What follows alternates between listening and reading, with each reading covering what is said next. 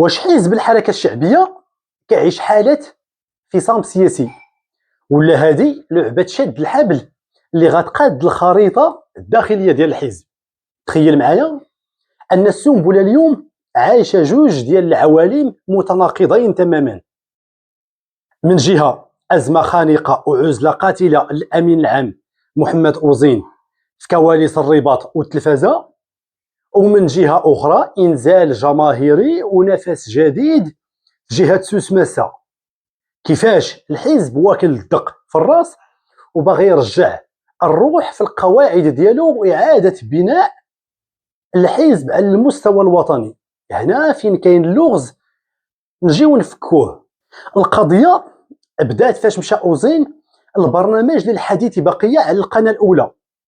مصادر مطلعة كتقول باللي الأمين العام وجه دعوات متكررة القيادات ديال الصف الأول وأسماء وازنة في المكتب السياسي باش يجيو يساندوه في هذه المحطة النضالية. ولكن الصدمة كلشي دار ليه حسب منابر إعلامية ومنابر صحفية، كلشي دار ليه البلوك واعتذروا اعتذارات مغلفة بلغة دبلوماسية، ولكن المضمون ديالها كان قاصح بزاف.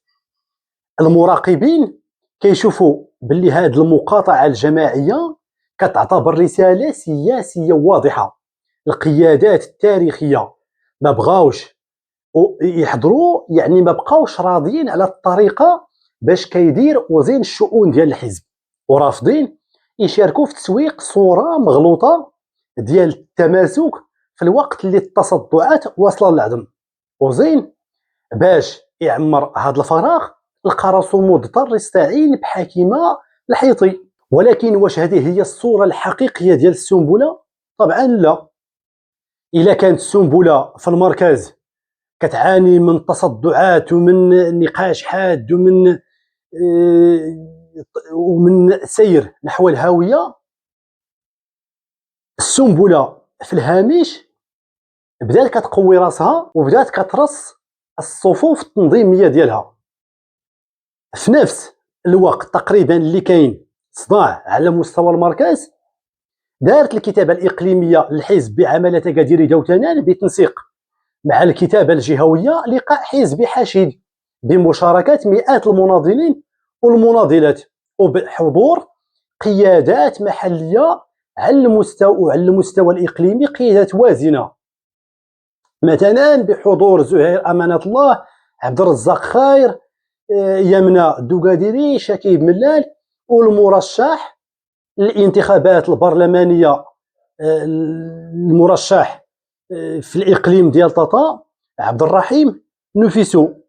الحركة الشعبية في الأواخر وخصوصا في الانتخابات الجزئية الأخيرة أبانت عن علو كأب وعن حضور قوي إلى جانب أحزاب أخرى، أبانت أنها إلى جانب أحزاب مثل الاستقلال والعدالة والتنمية والأحزاب اللي موجودة في الساحة مثل البام والأحرار، على أن التنافسية غتكون جد شديدة في الإقليم.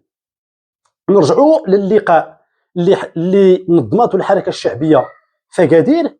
كاين خطاب آخر بعيد عن خطاب المركز، خطاب كيهضر على المصداقية والنزاهة وإعادة بناء الثقة والالتصاق بقضايا المواطنين.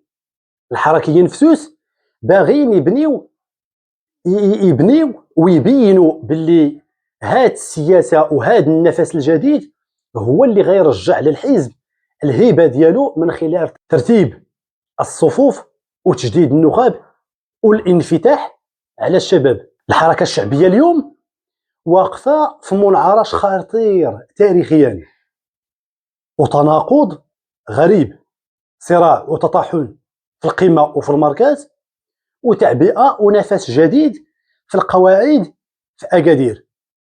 لسان حال الحركة الشعبية اليوم كيقول أدام دير ربي القلولت أتى الدواريت. نتوما شنو بان لكم؟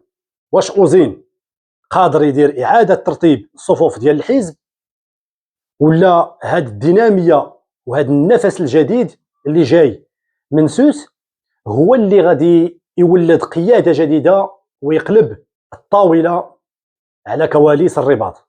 خليو لنا الآراء ديالكم في التعليق. نلتقي في حلقة قادمة إن شاء الله.